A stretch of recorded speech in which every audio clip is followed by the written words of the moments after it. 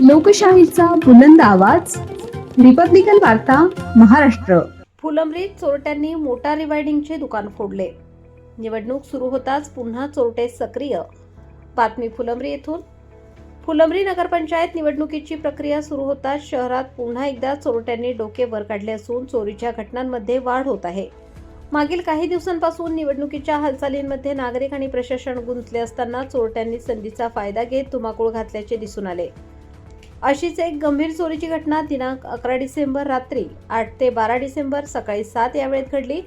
शहरातील कुणाल रवींद्र बळी वय 23 वर्ष, राहणार फुलंब्री, जिल्हा छत्रपती संभाजीनगर यांच्या न्यू बळी मोटार रिवाइंडिंग वर्कशॉपचे पत्रे उचकटून अज्ञात चोरट्यांनी दुकान फोडले.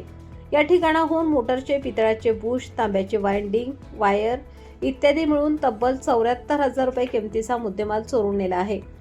या प्रकरणी कुणाल बळी यांच्या फिर्यादीवरून फुलंब्री पोलीस ठाण्यात गुन्हा रजिस्टर नंबर 588/2025 नुसार कलम 334(1), 305 BNS अंतर्गत अज्ञात चोरट्यांविरोधात गुन्हा दाखल करण्यात आला आहे. पुढील तपास पोलीस निरीक्षक संजय सहाणे यांच्या मार्गदर्शनाखाली पोलीस उपनिरीक्षक सुग्रीव चाटे करीत आहेत. रिपब्लिकन वार्ता, महाराष्ट्र. वृत्तवाहिनीसाठी मराठवाडा उपसंपादक अकबर शहा.